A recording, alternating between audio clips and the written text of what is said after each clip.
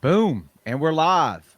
What up? Episode 50. Oh, crap. I forgot the number. 58, I believe, of the Brownwater Banter podcast. I am Jared Seymour, I'm Joey Cates. and we got a good show for you today on this rainy Saturday. We have the Quave brothers, man, from Quave Brothers, Po' Boys and Meat Market in D'Iberville, man. Somebody we've been wanting to have on the show for a while now, and we got them today. But first, before we do that, we want to get into real quick, let you know about the sponsor of the show, and that is Southern Magnolia Smiles. Dr. Robbie Williams, located over on Washington Avenue in Ocean Springs, man. He's been a supporter of the show. Actually, was on one of the early episodes. Big supporter of the show since we got started, and he actually sponsors us now. So go check him out, man. If you're looking for a local dentist who'll take care of you, man, they got a lot of customizable treatment options for you. They've also adopted all of the CDC guidelines for this coronavirus crap. They're wearing face masks, sanitizing everything. You can check them out on Facebook at Southern Magnolia Smiles. They're also on Instagram, man. Go by their page, drop them a comment. Thank them for supporting the show. So without further ado, let's get the Quay brothers in here. Guys, what's up? What's up, guys? What's up? How are y'all doing, man? Doing good, doing good. Just enjoying this nice weather. It's beautiful outside, isn't it? I think we're episode 59, by the way. I might have said it wrong. I usually do something wrong within the first 2 minutes of the show, Get always, it out so the way. stay consistent. Yes. Absolutely. 59. Yeah, that sounds good. I hope I didn't type 58. I may have. That's all right. So fellas, what's up, man? Tell the people about Quave Brothers, man. I want to get the history of it because it goes back a ways. If correct me if I'm wrong. It does. We'll let Jason go into the history a little bit. Yeah, it goes all the way back to the 1800s. We've had relatives in D'Iberville, like I said, all the way back to the 1800s. Owned different stores. We have some grandfathers that had meat markets all the way back in the 1800s. Of course, my parents bought the original old Curb Market store on Central Avenue in D'Iberville back in the early 90s. 93. 93. And I worked there. I used to come in after football practice. I went to Mercy Cross High School, and after football practice, I would come in and work. And they had that store all the way up until Hurricane Katrina. And Katrina took it down, and they rebuilt it and tried to keep it open. But, the customer base just wasn't there right after Katrina. And so eventually they had to shut the doors. Yeah, with insurance issues and stuff like that, they went on for a year or so. I remember that old store. That's the one that's right by Haney's. That's right next to Haney's. Yeah, it's just a vacant lot. We actually looked at that lot, but the finances of it just wasn't right at that time. But a little too steep for us. Yeah, a little too much. But we were, where we are now, we were definitely looking to stay in the old part of D'Iberville, bring that tradition back, and that's why we're at the location we're at now. Yeah, it was important to us to be in D'Iberville, and especially Old Town D'Iberville, because that's kind of where our roots are, and like you said, that's where our great grandfathers had grocery stores at. So it's kind of neat to kind of carry on that family legacy, and like you said, the way my dad and mom kind of went out, it was kind of a bad taste because it wasn't by their choice. So it's pretty cool to get back in it and kind of give my dad another opportunity to kind of finish it off the right way too, Yeah, that's cool. I think everybody remembers Katrina as far as the aftermath down there in that area. That was an area that got hit super hard. It hit very hard. 20 plus feet of water, through the store and that whole area. So you could still drive down there in those old neighborhoods, and it damn near looks like almost nothing's changed since then. Yeah, this has been many years later. Yeah, exactly. Yeah, I mean M&L Road and St. Martin Road, some of them roads in there. They were big customers, and now it's like forest back there. Yeah. That's right. Yeah, the customer base is gone. But like you say, moving forward now, I mean, y'all are able to stay down in the old D'Iberville part at the location that you're at, and I know every time I go by there, it seems like y'all got a line lined up at the drive-through window. Like, how has that been for y'all with at the new location, and how's business been? It's been good. It's been real good. Since I guess we actually closed up the dining room probably about a week or two before the governor mandated. just because we felt like it was so unknown that, what do we do? We got to protect ourselves, we got to protect our employees, and we got to protect our customers. So that being that we had a drive-through, it made the decision a little bit easier to go ahead and say, look, let's just be careful and shut down the diner and we'll go drive-through only, curbside, whatever you want to call it. But the drive-through was a blessing for sure, and it kept us going pretty good, where people would call in and come through the drive-through and scoop it up. So there were some growing pains and some things we learned to do better, but eventually we feel like we got it pretty down pat. But now that the diner room, I guess it's been about 3 weeks or so, we have opened back up at about a 50% capacity. So I guess we have probably about 40 people we can sit now. And I would still say, though, that people are still kind of weary, and I would say we're probably 75-25 from outside takeout to 25% dining. And we've added some outside seating and stuff, but it's been a little too hot for that right now. But hopefully, That ain't no lie. In the fall, that'll kind of take off a little better. So.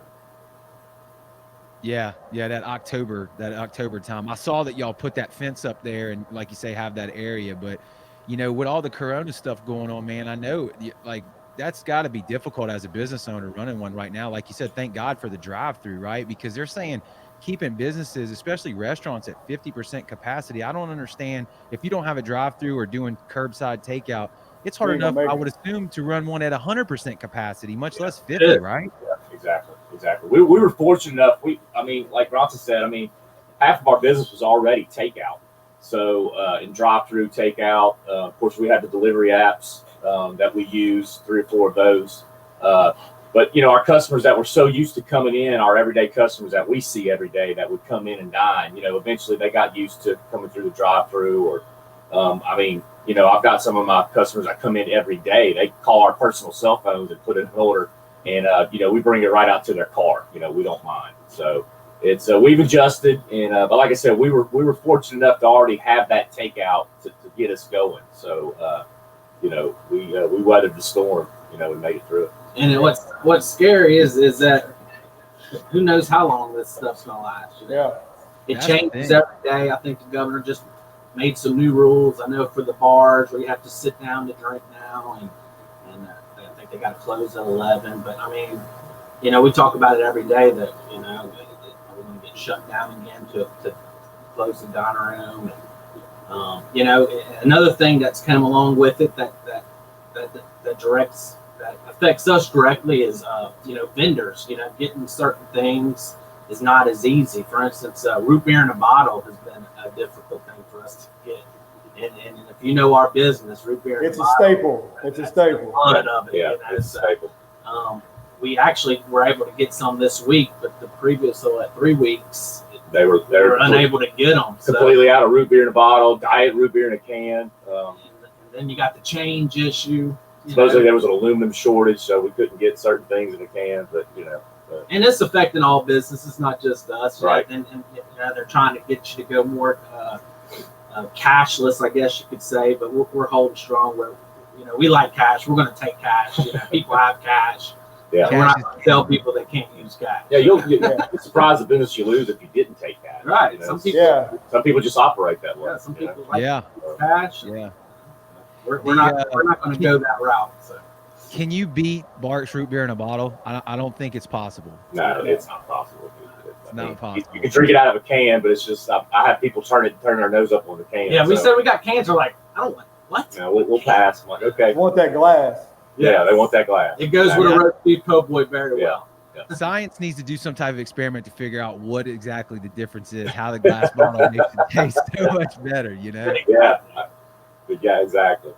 And Barks is almost like a damn I don't want to we all know it down here, but you go too far out of Mississippi and it's a hidden gem. Yeah, people don't know much about it. Obviously people around the country know root beer, but they don't know Barks root beer. Yeah. Yeah, they don't know the real root beer. The real deal. So, guys, what have y'all had to do internally to adapt to all this crap? As far as like sanitation and just logistics of how you operate, your employees and stuff. Has that been a big swing? Yeah. I wouldn't say a big swing. I mean, we were already very clean anyway. I've got several employees that are Safe Serve certified, so they know how to keep the place clean. We always have sanitized buckets around, ready to wipe down at any time. Aerosols, things of that nature. Of course, we added the mask for our employees to wear masks. And like Bronson touched on earlier, we knocked our dining room down to 50% capacity, took out some tables, spread out our booths, Added sanitizing, hand stations, constantly always cleaning, basically just doing our part to what we can do. We still have a few customers come in without masks, and I kind of recommend that they wear a mask when they walk in. I'm obviously not going to make them, but we ask them if they don't mind. So, but we're doing our part. We're doing everything we can. It's still, up to the individual's responsibility to do what they have to do. Yeah. Well, I want to know about these po' boys, man. I'm tired of talking about this COVID. Yeah. Exactly. That's where I was ready to go next because my parents like to eat too. So. What about these recipes, man? Are these recipes that y'all brought down? I know that you think about po' boys, you fry shrimp, put it on there, but everybody's got their little niche or kick or something that sets them apart. Is that stuff that y'all came up with, or stuff that that's been passed down to y'all, or how does that work? Yeah, it's definitely some stuff that's been passed down. We basically tried to bring back exactly what my parents were doing. My mom's mother, our grandmother, she worked at our store as well, so she incorporated all of her old recipes from her time in the restaurant business. She lived here on the coast her whole life, worked at Barry Mahoney's, worked at Sea and Sirloin, worked at all these various restaurants along the coast, some of the best on the coast. Yeah, she actually had her own restaurant too. She actually had her own restaurant. It was right down there in the same area as Mahoney's. It was called Ginger's Magnolia House. She had it for about 3 or 4 years and had success with it. So she was very well known. So she passed along a lot of her recipes, and we just wanted to bring that old school flavor back. And we always had so many people coming up to us when they would see us out somewhere, like, "Hey, we're not going to reopen. We're not going to open another po' boy place and bring it back." But yeah, we make various different types of po' boys. But some of our top sellers, like you mentioned, the shrimp po' boy, the roast beef po' boy, our pot roast po' boy, crab meat, oyster po' boy. You name it, we can do it. We pretty much have all the ones you could think of, and we're always trying to think of maybe some new ones to bring along. People always want to know when we're going to come out with something new, but like Jason said, it is like you said too, Joey. Everyone kind of has their own po' boys. Some got the New Orleans style, which is like a thick bread, but what's unique to our po' boys is that the reason we call it a back bay po' boy is because we like ours pressed. We like even at home. Mom used to put them on the frying pan and smash them down. And to me, that's what makes a back bay po' boy is the bread being you eat all the bread. Instead of leaving bread left over like in New Orleans, you may end up picking shrimp off of it. We use the bread as a big part of the po' boy where you're going to enjoy every bite. So. Yeah. Yeah, I made one at home and pressed it, and the press that I was using had the little ribs on it. So the po' boy, I was like, "This is bullshit. I'm never using it." Bullshit. I don't like you made a panina. Yeah, you made a panina. Yeah, I don't like that word panina. I don't know what that is. That ain't right. I threw it out. It is. But we do have a couple different types of po' boys. We have what we call the back bay po' boy, which is the one everybody knows, pressed and dressed. And we actually we do pay tribute to the previous people that were there and do a NOLA style po' boy, which is more of a French bread. We still warm it, but it's not pressed per se. It's more toasted. And of course, that's here from a very well-known local bakery. Both of our bakeries are well-known in Biloxi. So all of our ingredients, I would say off the top of my head, 8 to 9 vendors we use are in a 3-mile radius. So all the seafood, we use 3 different seafood markets right here in D'Iberville. Like I said, we use 2 bakeries here in Biloxi, and another one comes out of New Orleans for our muffulettas. But we're real big on trying to get all our ingredients from right here on the Gulf Coast, whether it's D'Iberville, Biloxi, or very close to it. Yeah. Yeah, Now that's y'all got big. go ahead. Well, y'all got a meat market as well, right? Isn't that kind of how your dad? If I remember right, your dad was a butcher. Y'all's old store. Am I Yeah. correct on that? How did that get started? Yeah, my dad, Rusty Quave, he was a butcher his whole life, pretty much from his early 20s. You know, he worked at some of the local grocery stores on the Gulf Coast, and he ran some meat markets. But yeah, he's full blown butcher, so he taught us everything that he knew, and we kind of incorporated that. I mean, you know, obviously we're mainly po' boys, but everything we put on our po' boy, you know, we can also sell in our meat market: fillets, ribeyes, fresh ground chuck. Sirloins, chuck roast, you name it. You know, everything that we already use. And we picked up quite a few customers as far as like the steaks on the weekends with the ribeyes and the fillets.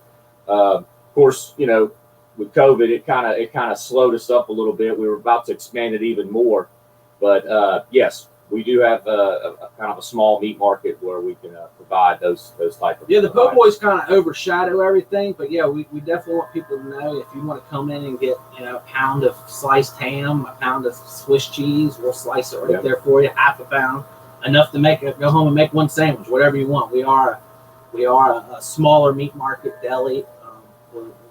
You know, we keep essential stuff, but you know, at some point we may even grow a little more where we have a few more variety of meat and pork and stuff like that. We also, you know, talking about my dad, he's pretty well known for his famous hog head cheese that he Yeah.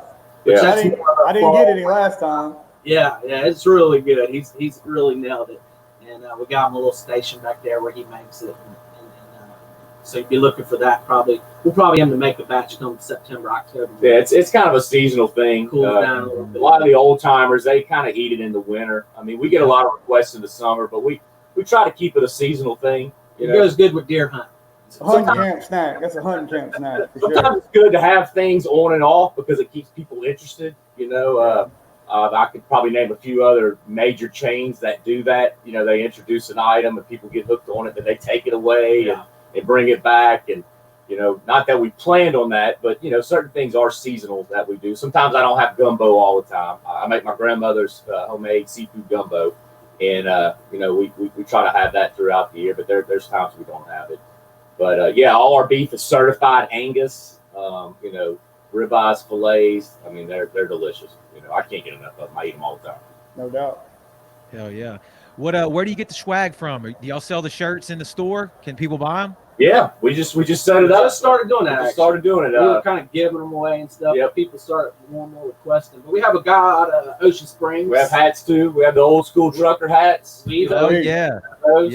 We even do that local. We try to get that locally done too. It's a little bit more, but the guy in Ocean Springs does it. Y'all's hats are good looking. Yeah, it's good looking hats. We'll talk you to got y'all there. off there about where y'all get y'all's done, but it's yeah, look good.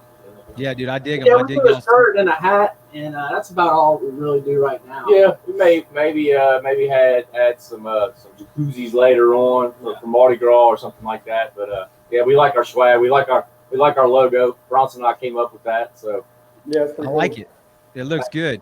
You know, another thing we didn't touch on, y'all do crawfish too when those are in season, right? We do. Yeah, we do. We got a, you know, like I said, we got a little bowl room that we bowl them in, and our plan was to kind of do crawfish and crabs. The crabs haven't quite worked out yet, but you know, we're hoping to kind of get more consistent with it. You know, as when Corona hit, we kind of had them. You know, we might have them this weekend, and we're just wasn't consistent. You know, I'd try to people know ahead of time when we were getting them. But speaking of that, we're actually planning on doing a little expansion in the back of our restaurant, adding on about 600 square feet to our kitchen, and part of that would be a boiler room for me and the guys to go in there and boil crawfish and hopefully have them more like 3 to 4 days a week. With the outside seat, the plan is, you know, people will sit out there and, you know, have a few cold refreshments.